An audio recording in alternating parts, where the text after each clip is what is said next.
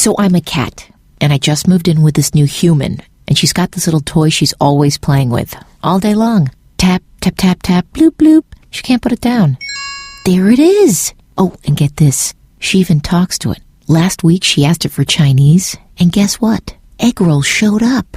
Like magic. Humans have cool toys. A person is the best thing to happen to a shelter pet. Be that person. Adopt. Brought to you by the Ad Council and the ShelterPetProject.org. You're listening to Living Full Out with Nancy Solari. As a successful motivational speaker and trusted life coach, Nancy knows how you can live the life you want regardless of the challenges you face. Although she's legally blind, Nancy's mission is to inspire others to overcome obstacles and live life full out. Call in at 800-333-0001 to ask Nancy for advice on topics such as relationships, finances, business, health, and more. Just call 800-333-0001. Once again, that's 800-333-0001. And now, here's Nancy. Hello, everyone. Welcome to the Living Full Out Show. I am Nancy Solari, and today we're going to be talking about acceptance. In life, there's going to be times where we just have to accept certain circumstances. And other times, we can challenge. We can design our own future, our own plan.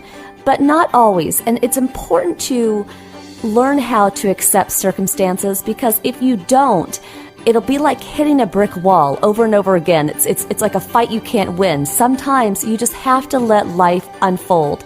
You have to accept what occurs so that you can move past it into a brighter future, into the goals and dreams that you have for yourself. So that is what we're going to be talking about today. We have our inspirational guest coming up shortly also, Kevin Hines. And we're also going to be taking your calls. Again, that number is 800-333-0001.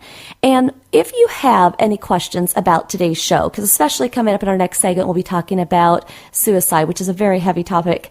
I want you to write into us. We want your feedback. We want to know how today's show touched you. We also are curious to know other show ideas that you have that you would like us to bring to every Saturday to motivate you. And that email is connect@livingfullout.com. Plus, if you have a story, if you've survived an extraordinary event in your life, if you've had a traumatic injury, if you have been a witness or experienced something that has just been life-altering, we'd love to hear your story. And perhaps you too can be an inspirational guest on our show. Again, just email us at connect@livingfullout.com. We're going to go to the phone lines now. So welcome to the Living Full Out Show. Hi. My name's Nancy. Hi. Thank you for calling in. How can I help you today? Thank you for having me. How can I help you? So, I've been in a long-distance relationship, kind of on and off. It happens throughout the school year for a little while now, but I'm still kind of having trouble, coping with the emotions of being away from my boyfriend and stuff. And I just wanted to know if you have any advice on how I can help myself through that. How long have you been dating? We've been dating for 2.5 years now. Okay, so that's a long time. I really have two thoughts on this. Number one is I've been in long distance relationships as well, so I know how hard it is sometimes on the heart. Like you miss them, you want to hear their voice, but you don't want to call them too often. I get that. And that's what good friends are for. So whatever you feel like you want to talk to your boyfriend, that's the beauty of being able to call him, text him, email him, kind of the element of surprise. Even write him a note, send him a postcard, whatever you want to do to make it fresh and keep it exciting. And so if you do feel like you want to reach out to him, do that. Other times, though, when you're missing him, that's when you want to turn to good friends. Because sometimes when we miss the person that we're dating or the person that we're thinking about, it's like a void that has to be filled. And so you want to fill that with something positive. You want to go to the movies. You want to call a friend and go to the mall or just hang out at home. But a lot of times missing somebody is just that void where if you were hanging out with anybody else, it would help that. Now, the other thing I'm thinking about for you is your future. Have you guys talked about where you want your relationship to go? Yeah, a lot of times, actually. Okay. And so do you have kind of a plan? Do you see yourself separated for another 2 years or 1 year? What was that? Do you have a plan? Do you see yourself separated for another year, another 2 years, a couple of months? What does that look like? I'm in school for another 2 years, so yeah, it'll come at the end of this summer. We'll have to be separated again. Okay. So when we know those facts, we can accept them, right? So you know that when you see him over the summertime, you're just going to gobble up as much of him as you can, right? Take as many pictures as you can, create as many fun memories as you can. And then you know that you have to go back to school and he's going to go his direction. And I'm sure you've grown to accept that over the last couple of years. But the beauty is that in 2 years, you have the ability to design your life together however you want. There will be a time that you won't have to be separated. And to me, when you can keep your eye on the ball, when you can keep your eye on that, that's what's going to help get you through it. Awesome. Okay. And again, I hear you. It is hard. It is not easy. So hang in there, and I appreciate you calling in. Thank you so much. Thank you. Have a good day. You too. Those long distance relationships, those are actually so tricky on the heart. They're, when we care about people, we want to be with them, our friends, our family.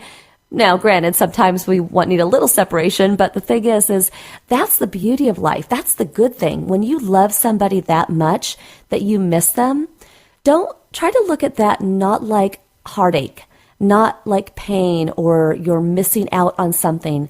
Look at that as a positive. Wow, my heart loves somebody so much that I feel that I miss them, that I want to be with them. There's a lot of people in life that numb themselves. They perhaps were rejected at one time, or they're jaded due to a past relationship, and they really close the door to love. They close the door to anything that would allow them to feel peaceful or comfortable. And sometimes they even seek those long-distance relationships, things that will make it hard or even self-sabotage something from not working. What you want to do is not be that person. When things get tough, you want to rally. You want to get over that mountain. You want to get under that rock or around the corner, whatever it is. You have the ability to keep your mindset strong, to have yourself stay focused so you can get through those times that are so uncomfortable, in some cases painful, and also frustrating. We're going to go back to the phone lines now. Welcome to the Living Full Out Show. Hi, thank you. Welcome to the show. Hi, thank you. Hi. So what's going on for you today? So I have just been thinking about my job a lot. I really like the company that I'm working for, but with the way that the structure is set up, I don't know that it exactly lines up with like my strengths and my capabilities. So I've just been thinking a lot about if I should try to buckle down and stick it out, or if I should just start looking for something else that suits me better. Well, let me ask you a question. What does your inner core tell you to do? I don't know. Well, I've been tossing around with it. Well, okay, look, but look really, really deep. And this is something I want you to think about here over the next couple of days. If somebody said to you that you had to make a decision, stay or go, what would your answer be?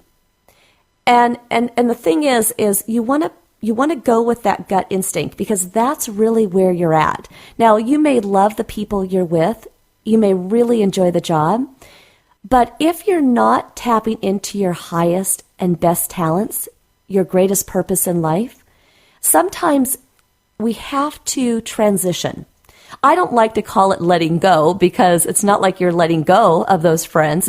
You've soaked up this entire experience. You've gotten the best of it. But in order for you to evolve and grow, sometimes you have to transition into another career, into another position that's going to challenge you. And I'm just curious, when you daydream or when you close your eyes at night, what do you see yourself doing? Teaching. And is that what you're doing right now? No, not at all. And that was a pretty fast answer. No, not at all. Right? Okay. So again, don't let yourself down. You know the answers. Sometimes we battle these things, like what should I do? But that was a very fast answer. No, not at all. And if teaching is where you want to be, life is way too short. We only have, hopefully 100 plus years to live, maybe less. We only have so much time. You want to get out there and you want to teach. And the thing is think about all the people that you're going to make a difference in their life. I don't know, what do you want to teach children? Do you want to teach adults? Like high school, yeah. High school? Okay. And boy, isn't that a huge time in someone's life? Very, very life-altering times in high school, right? That's when we kind of shape who we're going to be as adults. That's when we go through the big bad breakups and, we're trying to develop what kind of career we want to have and, friendships come and go. And just think of all the students that you could touch, that you could make a difference. Now, if you don't step into that world, if you don't claim your life as a teacher, think of all the lives that you won't impact. That's true. So all these students, all these high schoolers are waiting for you to grab hold of that dream to be a teacher. And when you do, really you're going to be living such a purposeful life. Right now, I'm sure your career is wonderful. And again, great relationships. But if it's not firing you up and if it's not utilizing your talents in the best way, then I want to see you stretch yourself so that you can really say, you know what? I've lived my life. I've built a legacy. I've made an impact. Does that make sense? Yeah. I'm excited for you personally. I mean, a change is not easy, but I am telling you, when you are in the zone and you're living your purpose and you love what you do, there is nothing better. It's not even work anymore. It's hobby. It's fun. It's passion. So I want you to go out there and do that, but I really appreciate you calling in. Thank you. Thank you. All right, everybody, we'll be coming right back with our inspirational guest, Kevin Hines. We'll be back.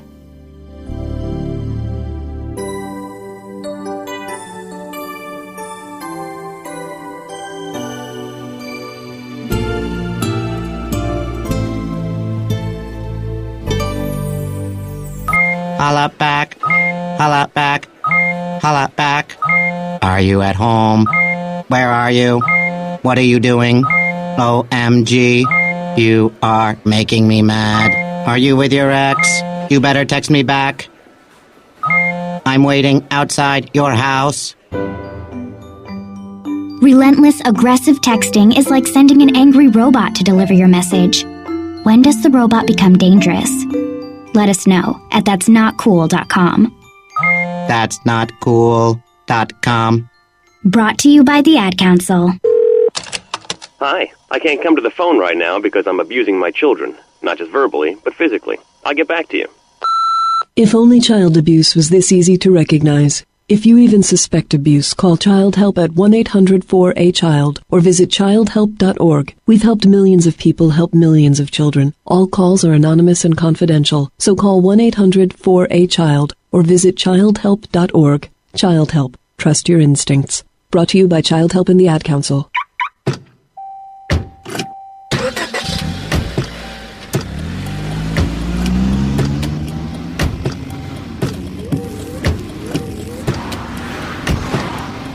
Driving has a rhythm all its own. Don't wreck it with a text. Before you get behind the wheel, silence your phone. Or better yet, designate a texter.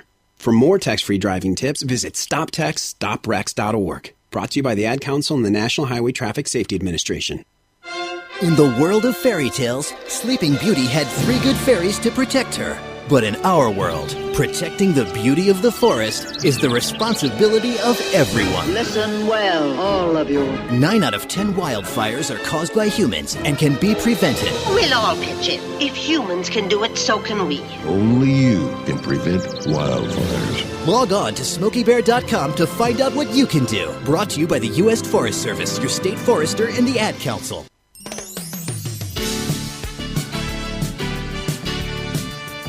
You're listening to Living Full Out with Nancy Solari. A professional motivational speaker, Nancy can help you overcome obstacles and start living full out. Call in with questions live at 800-333-0001. Once again, that's 800-333-0001. And now, here's Nancy. Welcome back to the Living Full Out Show. I am Nancy Solari, and today we are talking about acceptance.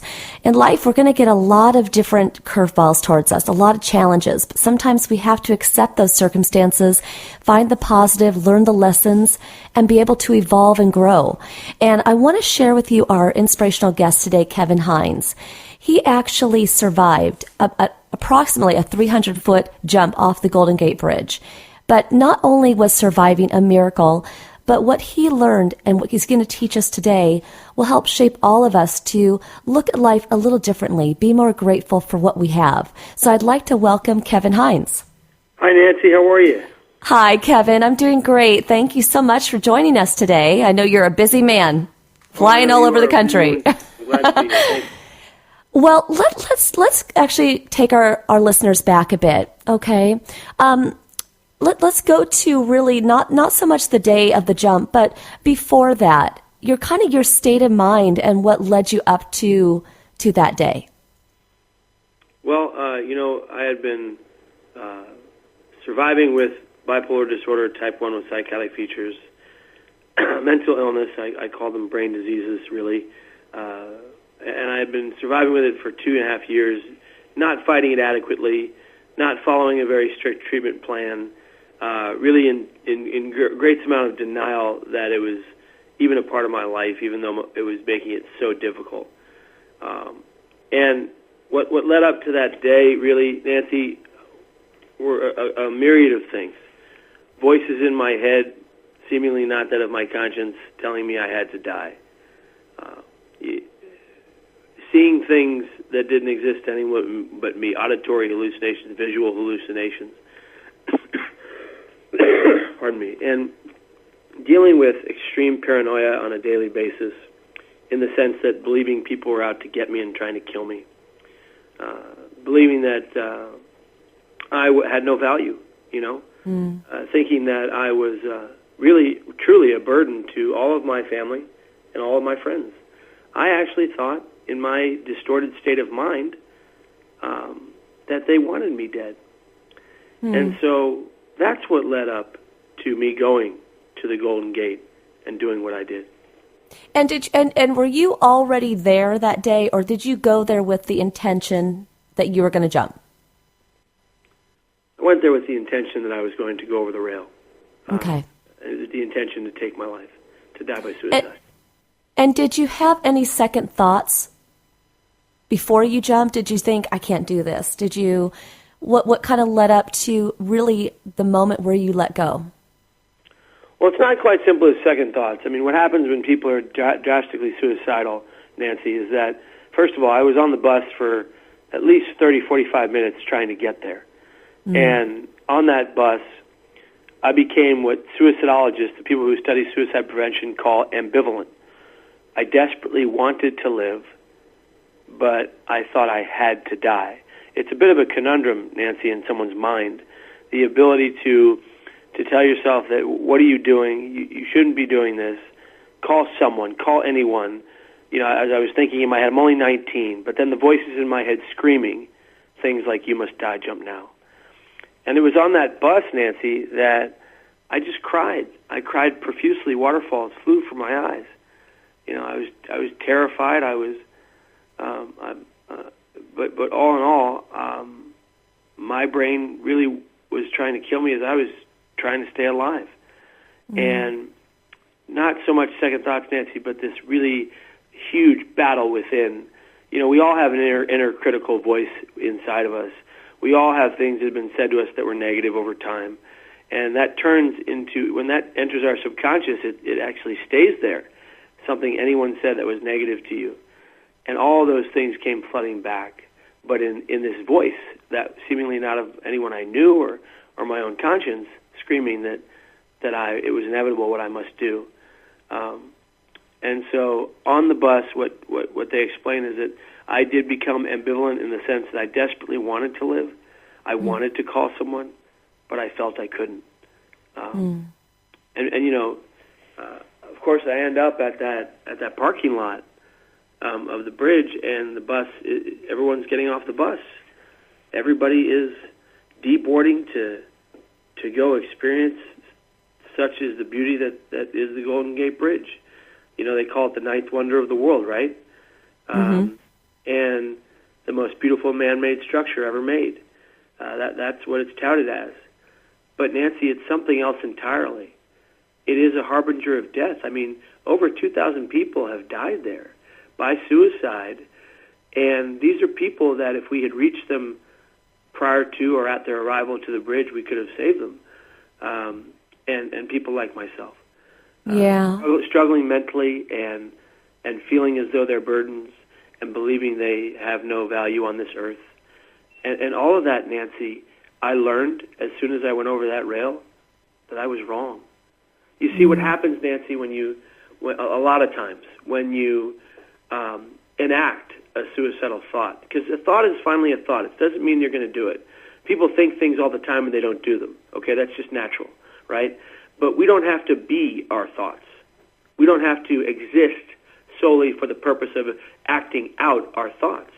But when you're compelled to die by suicide by your brain's misaligning chemistry, what happens is you see no other way. You see a tunnel vision of darkness and death, and that there's no light at the end of that tunnel. And today, Nancy, I look at it differently.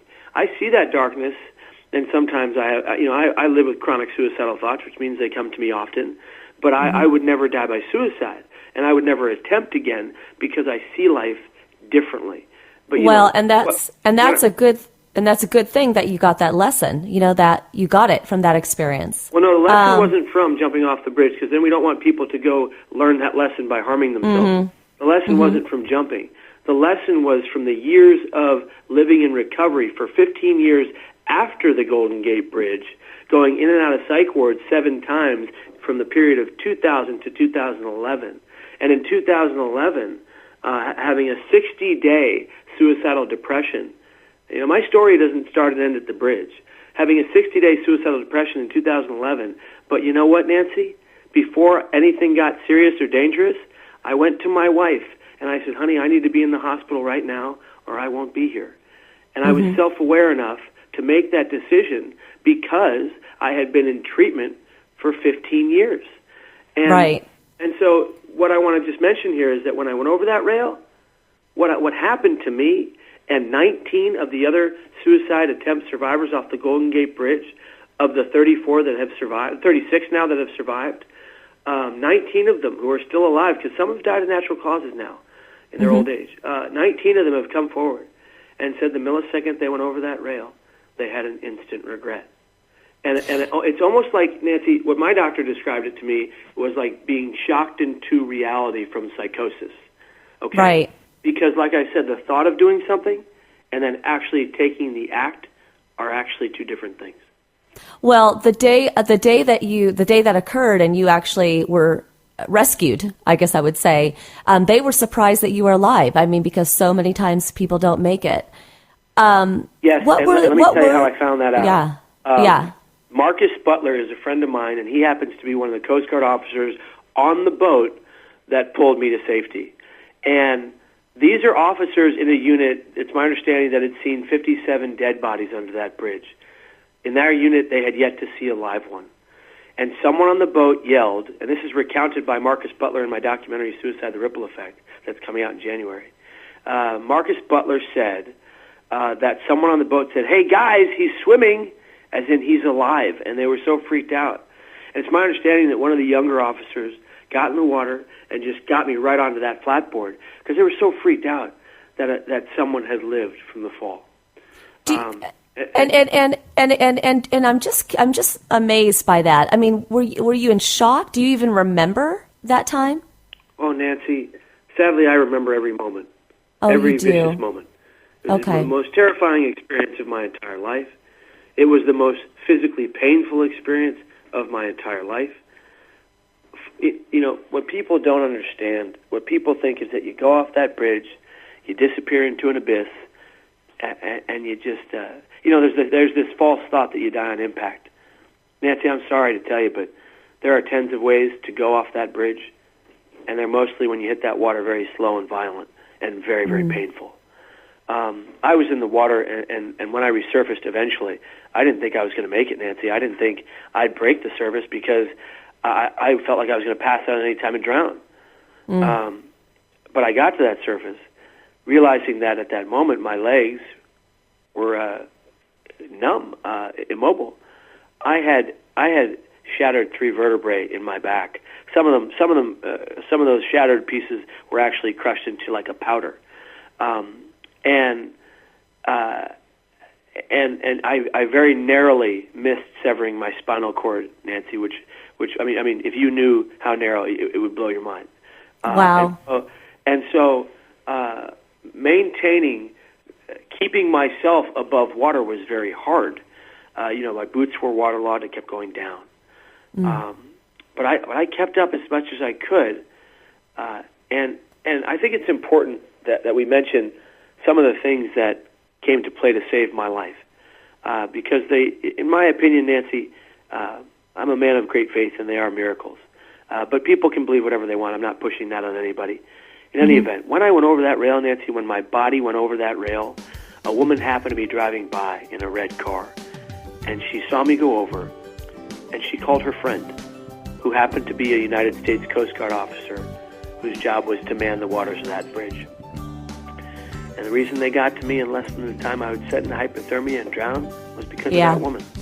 That's amazing. Hey, Kevin. Yeah. Kevin, we're going to pause you right there, so we have to take a commercial break. But I love where you're going, and everything does happen for a reason. So everybody stay with us so we can pick this up when we come back after the break. We're with Kevin Hines, so we'll be right back.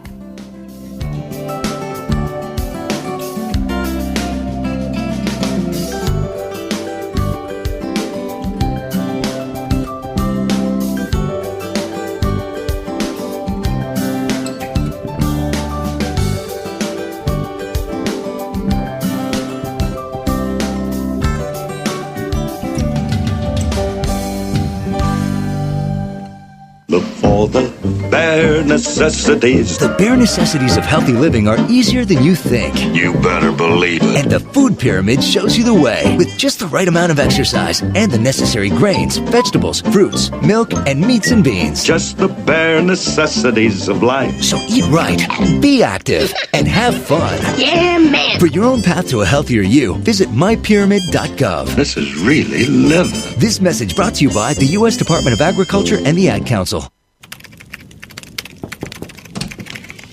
Hey, Jack, you got a sec? Yeah, sure, come on in. Yeah, I was wondering if you... Jack, your hair's on fire. Yeah, I know. I just need to finish this sales report, and then I'll probably, let me lie down for a bit. But I'm sure it'll go away. But the flames are getting bigger. Shouldn't I... Your hair, there's so much fire. No, I'll be fine. What can I help you with? Oh, dear. Well, at least we know the sprinkler system works. You wouldn't ignore this. So why ignore the signs of a stroke? If you or someone you know suddenly experiences numbness of the face, arm, or leg, or sudden trouble speaking, seeing, or walking, don't wait to get help. Call 911 right away, because time lost is brain lost. To find out more, visit www.strokeassociation.org or call 1-888-4STROKE. This message brought to you by the American Stroke Association and the Ad Council. This is a test to find out if you know it all when it comes to children. Name one of the leading killers of U.S. children age 1 to 13. What's the best way to protect children in a car crash? At what age and size should a child start using a booster seat? Don't assume you know it all when it comes to car seats for your child. Go to safercar.gov/the-right-seat and know for sure. Brought to you by the National Highway Traffic Safety Administration and the Ad Council. You're listening to Living Full Out with Nancy Solari. As a trusted life coach, Nancy will help you overcome setbacks and embrace all life has to offer. Call in with questions live at 800-333-0001. Once again, that's 800-333-0001. And now, here's Nancy. Thank you for joining us today. I'm Nancy Solari, and this is the Living Full Out Show. We are talking today about acceptance of life and all the circumstances that do come our way. But we're in the middle of our interview with Kevin Hines, who survived jumping off the Golden Gate Bridge. And what we're discussing right now, and Kevin will bring us back into it, is really all the signs, all the interactions that occurred before he jumped. So I'd like to pick up there. Kevin, welcome back to the show. Hey, how are you? Great, I'm doing good. And you were just sharing with us that a lady who was driving by saw you jump, and she's the one who called the Coast Guard. Mm-hmm. Yeah, she called me go over, and she saw me go over, and she called her good friend who happened to be in the United States Coast Guard, one of the officers manning the waters of the bridge. And that's the reason the Coast Guard got to me so swiftly, was because of that wonderful woman. And I know that story because she and the Coast Guard officer happened to be great friends with my high school band teacher, Mr. Blount. Mm-hmm. And I mean, there's funny how that all comes together. There's such a connection here. And in the water, as I tried to stay afloat, but was not doing a very good job, something began circling beneath me, Nancy, and I really thought, oh, come on. I didn't die off a bridge, and now a shark's going to devour me, you know? And I'm trying to punch this thing, and it's slimy, and it's large, and it's obviously an aquatic animal, and I can't see it because it's beneath me. But Nancy, in a matter of moments, no longer was I wading in the water to stay afloat, moving my arms. I was lying on my back atop it, being bumped up. Well, it turned out, Nancy, that sometime later I was on a television show on ABC television promoting a suicide prevention campaign in San Francisco for the American Foundation of Suicide Prevention. And on the show I mentioned I thought there was a shark beneath me in the water. Well, people after the show went online, wrote into the show from all over the world. One man happened to write in who stuck out. His letter stuck out. His name was Morgan, and he said, Kevin, I'm paraphrasing, Kevin, I'm so very glad you're alive. I was standing less than 2 feet away from you when you jumped. He said, until this day, seeing this show, no one had told me whether you lived or died. It's haunted me until now. He said, by the way, Kevin, there was no shark, but there was a sea lion. And he happened to take pictures that day. And Nancy, I've seen the pictures, and nobody wants to see these pictures. They're morbid and terrifying. What it looks like, Nancy, is like a lifeless body above the waters of the bridge, above the waters under that bridge. And but there is this creature circling beneath me. And it was amazing to me that I've learned since then that aquatic animals all over the world, sea lions, dolphins, some sharks, have actually come to the aid of human beings and other animals to keep them from drowning in certain situations. You know, I'm just glad that it was there that day, because if it hadn't been, I might have easily drowned. It's interesting, Kevin. I'm just curious. Why do you think today you were saved? You know, Nancy, people have asked me that question for 15 years, and I don't know, Nancy. I think that everyone has a purpose. Even purpose says. I don't think everyone has one purpose. I think people have purposes in their life. You know, maybe I was saved so that I could grow up, find my way in recovery, and meet the love of my life, my wife, so many years down the road. Maybe that's why I was saved. Mm-hmm. Maybe I was also saved to go around and tell this story with the hopes that people who hear it, who live with mental pain, brain disorders, who live with mental illnesses, would fight to save their own lives. Mm-hmm. You know, people have reached to me, thousands of people over this time have reached out to me and said how the story impacted them. And I think maybe that's a piece of the purpose, right? I accept all the positive purpose in my life that I have. Maybe I was saved so that I could live that many more years with my wonderful mom and dad. You know, I mean, there's so many reasons, Nancy. It's not just one. Well, I'm just curious, and you touched on this in the last segment as well. You know, your story doesn't just start and end that day on the bridge. There's all the recovery afterwards. And I know that's years and years of recovery. So when you kind of take that recovery all into kind of a, I don't know, in the unfortunate our world, we're kind of in sound bites, but when you kind of put it together, what's the most important thing that somebody who's feeling suicidal in terms of treatment, what should they know? What sort of help should they get? Because you really went through it. Okay, let's talk about that. 7 psych wards, 11 years, all for suicidal thought. The last 4 psych wards, I opted to go in myself so I could be safe because I was self-aware. How did I become self-aware enough to fight this illness every day and survive? Here it is. 10 steps called The Art of Wellness that I use every day to balance my mental well-being. All right? I have every symptom I've ever had. Paranoia, delusions, hallucinations, mania, depressions, panic attacks. All of them still run within me. Chronic suicidal thoughts, but I'll never die by suicide.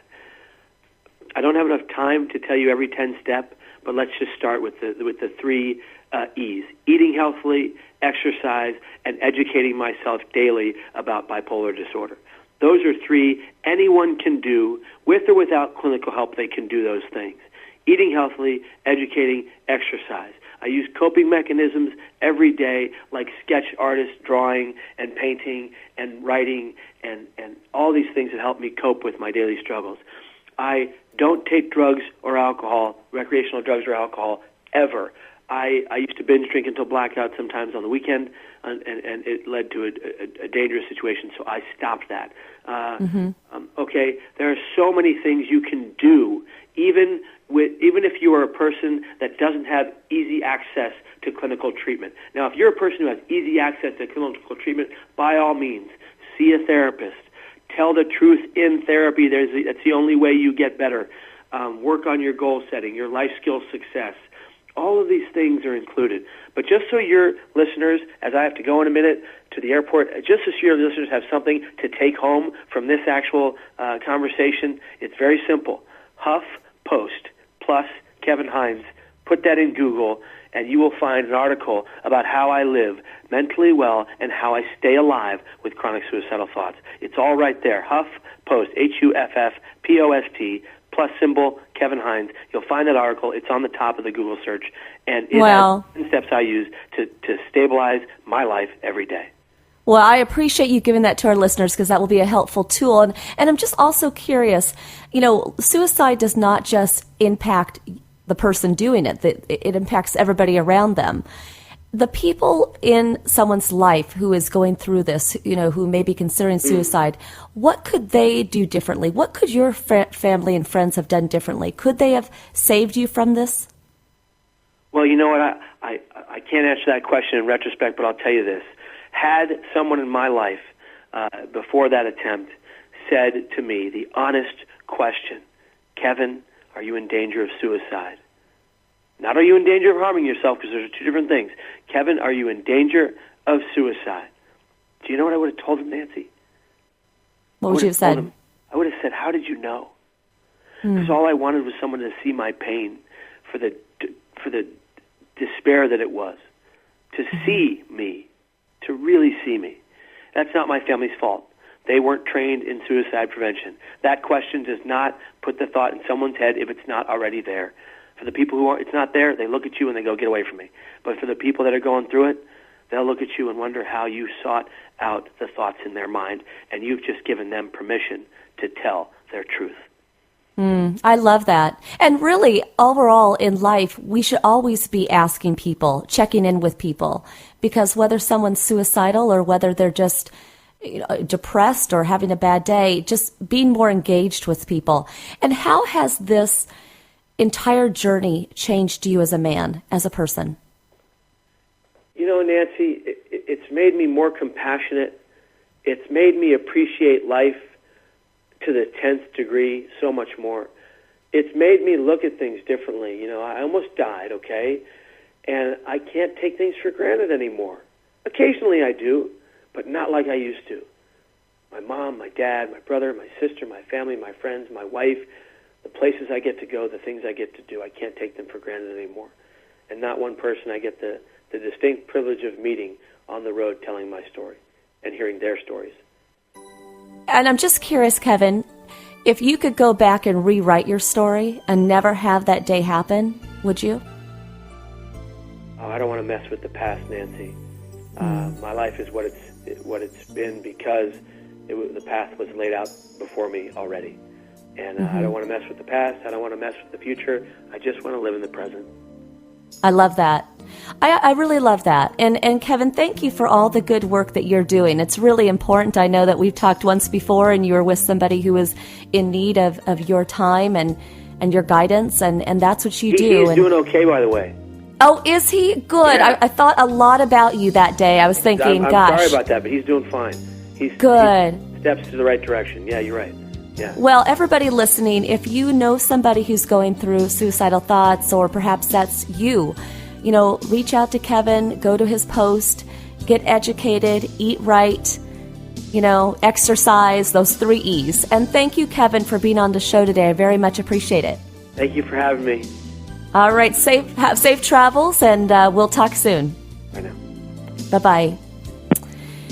And I want to thank everybody listening today, because this is a tough topic. It is not one that is easy to hear. A lot of times people may think to themselves, well, that's not me. But honestly, I think every one of us have said, I'm just done, or I want to quit, or I just want to die. And I want you to really choose your words. Think about that. Moving forward, think about the words that you say to yourself. Think about the words that you say in your mind that you don't even say out loud, because our words are very powerful and they can lead us in a direction of danger. Or you can choose the positive route, which our show is all about. So we're going to be coming back in our next segment, taking your calls. Again, that was Kevin Hines. I am Nancy Solari, and this is the Living Full Out Show. We'll be back.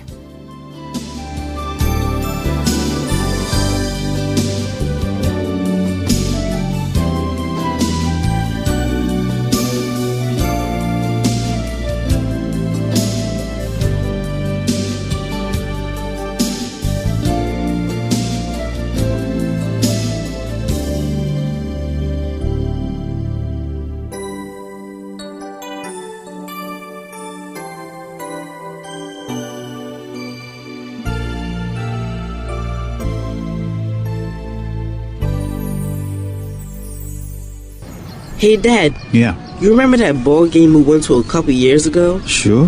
And how you didn't have enough cash for 2 hot dogs, so you walked with me on your shoulders until we found an ATM? And then when we got back to our seats, we never saw the hot dog guy again. Well, I don't remember all that. Yeah, that was an awesome game. You never know which moments will be the ones they'll remember forever, so take time to be a dad today. Learn more at 1-877-4DAD-411 or visit fatherhood.gov. Brought to you by the U.S. Department of Health and Human Services and the Ad Council. Medical mistakes claim tens of thousands of lives every year. The healthcare community is working on it, but you can help. When you communicate with your doctor, when you ask more questions, you reduce your risk of suffering a medical mistake. Doctors can't answer if you don't ask. Help reduce your risk. Questions are the answer. Learn the 10 questions you must ask. Visit www.ahrq.gov. This message brought to you by the U.S. Department of Health and Human Services, the Agency for Healthcare Research and Quality, and the Ad Council. I'm getting a catcher's mitt. I'm getting ice skates. I'm getting a devastating flood. Adults are generous. We're even giving kids global warming, but we can still reduce greenhouse gas pollution. Go to fightglobalwarming.com. Brought to you by Environmental Defense, the Robertson Foundation, and the Ad Council. There are many sounds in your daily life. Ones that make you smile. Ones that help you relax. And there are some sounds that can help save lives. Wireless emergency alerts, now on many mobile devices, use a unique sound and vibration to bring you critical information about emergencies in your area. With updates from local sources you know and trust, you can be in the know wherever you are. Learn more at ready.gov/alerts. Brought to you by FEMA and the Ad Council. The odds of this Alaskan-born pitcher being selected to the Major League Baseball All-Star Game 6 times? 1 in 48 million. The odds of this fast-balling philanthropist winning the World Series 3 times? 1 in 3 million. The odds of this man having a child diagnosed with autism? 1 in 110. Hi, I'm Kurt Schilling. Learn the signs of autism at autismspeaks.org. Brought to you by Autism Speaks and the Ad Council. Major League Baseball trademarks used with permission. To live full out in life is about evolving, maturing, and growing. And it's when we can accept what's going on in our life, the circumstances, and even the great things that happen in our life. That's when you can take control. That's when you can say, my life is worth it. I love my life. And when you live full out, it's about taking that passion, taking that love for your life, and doing amazing things.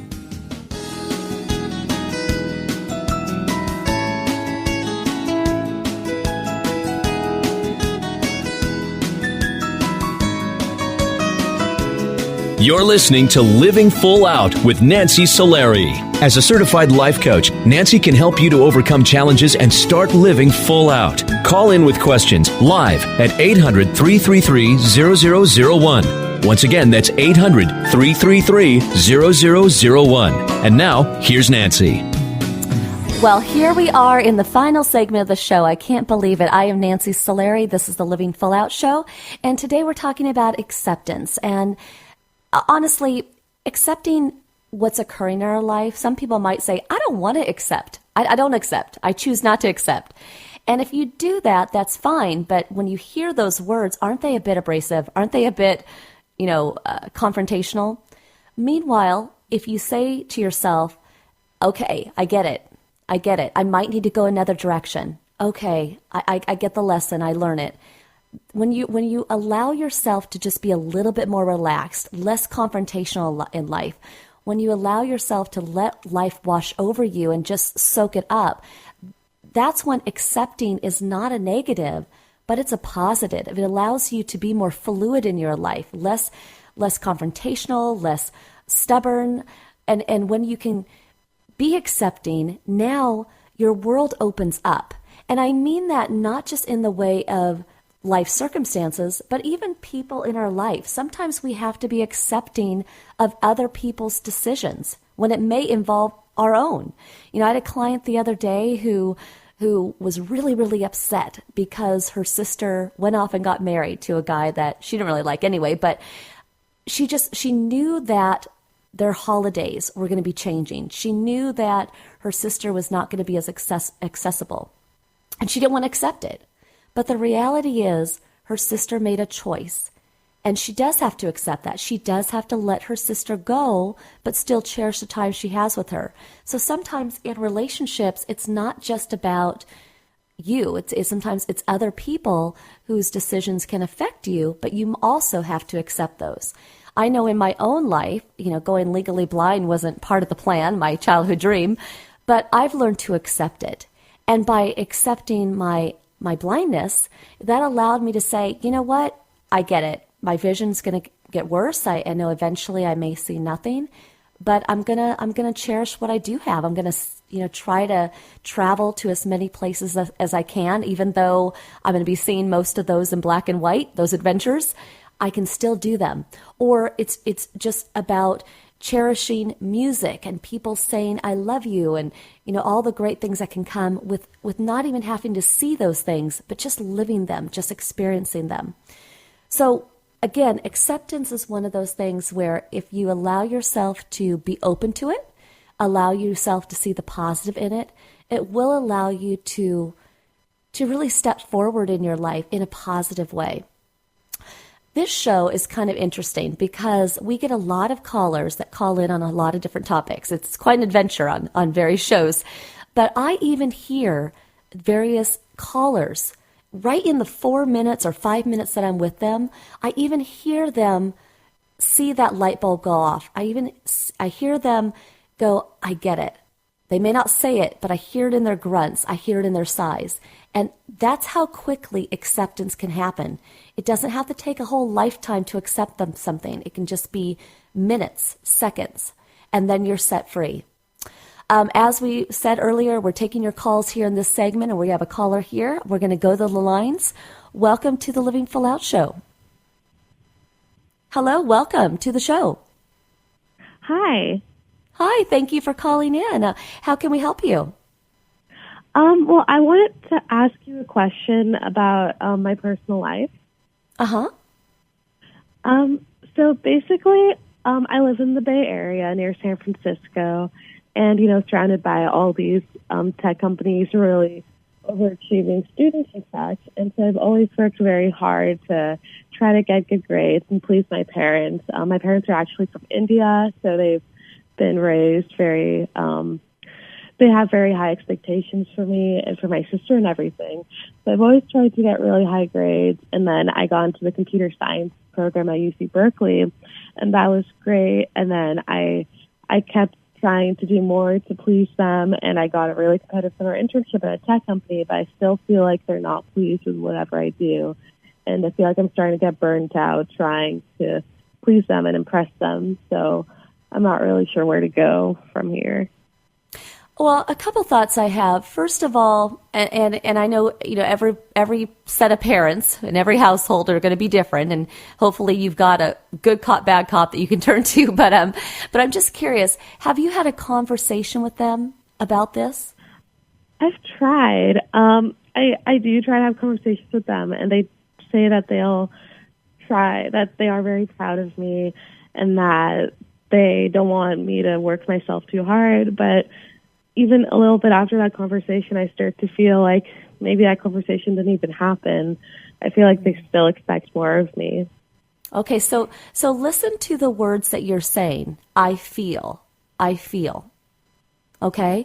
And the reason why I'm pointing that out to you is when somebody says they're proud of you, when someone says we don't want you to work yourself to death, we want you to maybe live life full out and be happy, you have to take them for their word.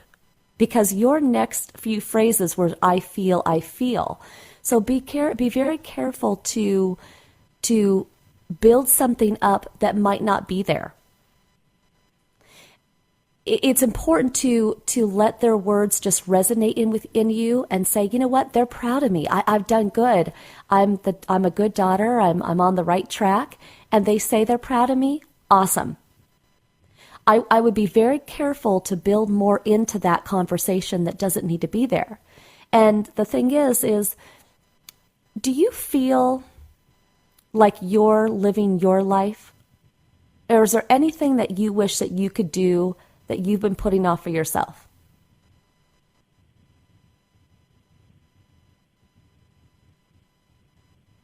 Are you there? Oh, we might have lost her. Okay. Well, if we did lose her, I hope she does call back in because I'd love to hear her thoughts on that. But if she is listening, I will explain my thoughts further. A lot of times when we get so busy doing, pleasing, trying to be there for other people and live their life, that live out their expectations for us, we miss it. We miss life. We miss the experience. There's a lot of times in life early on where we do all the silly things. We have the late nights with our friends, the party time, the road trips, and there's mistakes that we make, but that's what that period of our life is for.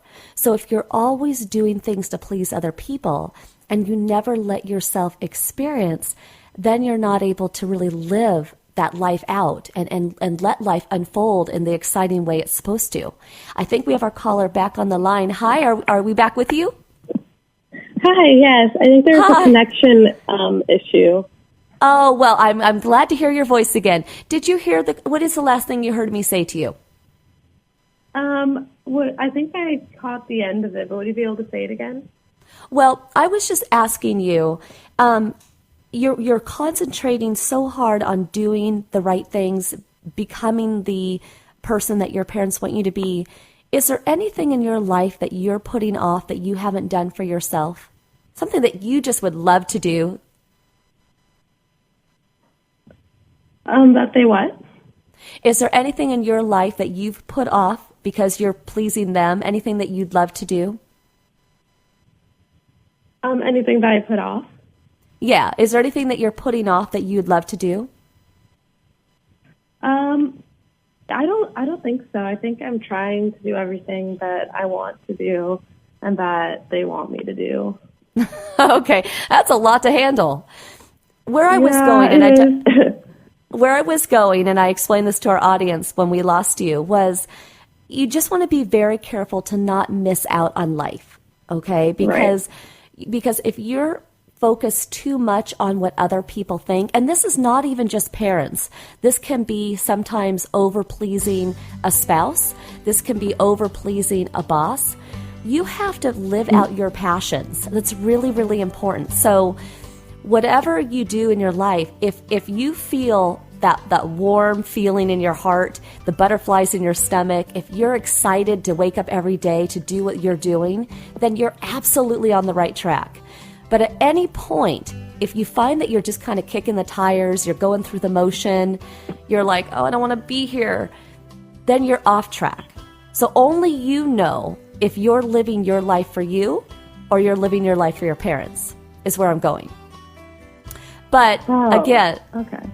Do you get that? Yeah, I do. And so I want you to live your life for you. And so that's why take the next couple days, take this week and really say to yourself, okay, if I stay in the career I'm at and I get my dream job, what does that look like? What do I want? What do I see myself doing?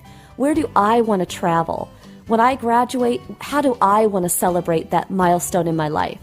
You want to really get focused on living your life because they're living theirs. And part of their milestone in life was having you. Part of their milestone in life was getting married to each other. But this is your time to live your life. And they've already said to you that they're proud of you. So you got to let that go and just live your life fully. Okay. Yeah, that makes a lot of sense. Perfect. Well, thank you very much for calling in, and we'll be thinking of you, and I know you're going to go on to do great things. You have an amazing drive, girl. Stay with that. Okay, thank you so much for your help. Goodbye. All right, take care. Bye-bye. So it really comes down to passion. When we accept things in life, it's accepting them passionately. It's not settling. It's saying, you know what? I get it. I love my life, and I accept this. So I want to thank everybody coming to the show today to listen. We have our whole team here in the studio. We have Mindy and Travis and Maya and Rich and everybody behind the scenes that put the show together. Again, we want to hear from you. How did today's show touch you? Email us at connect@livingfullout.com. And if you have any further questions about today's show topic, go to livingfullout.com to hear the replay of the show. Thank you so much for listening. We'll see you next week.